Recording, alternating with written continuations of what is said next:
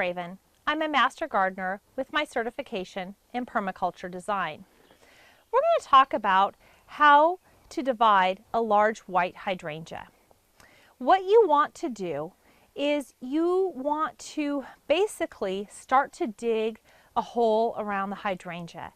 And I'm making the assumption that your large white hydrangea is in the ground. And what you're going to need to do is you're going to need to start your hole to dig it much wider than where the branches are. And as you start to dig down, if you run into any of the roots, you need to slow down, back up, and start an even wider dig. And then you want to dig to the bottom where you have basically the end of the root ball, because you don't want to cut off any of the small roots that are helping support the hydrangea with nutrients, bringing it water and other nutrients to the plant.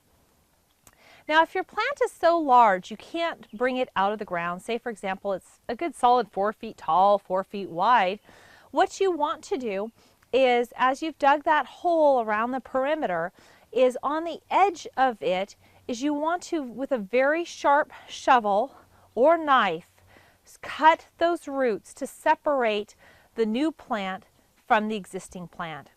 What I would recommend is that you don't cut off any type of plant from the main plant that can't fit all those roots into a 1 gallon size planting container. You might even want to do it smaller, say a quart size container. Now, you don't have to divide a very large 4-foot hydrangea. You can actually divide a smaller plant.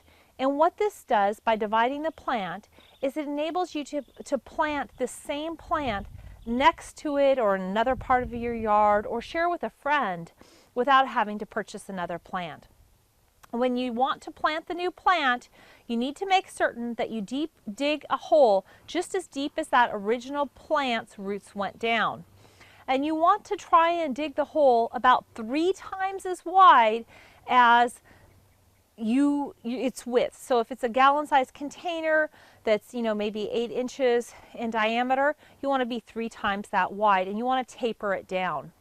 And as you add in soil, you want to mix in the existing soil you have. You want to mix in some compost to give it some additional nutrients. And then when you replant it, you want to tap mulch around the top to allow the water to stay in. And definitely deep root water that new hydrangea as well as the existing hydrangea.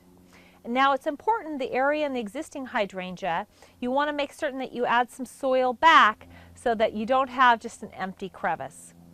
I hope this gives you some tips in terms of how to divide or separate your large white hydrangea.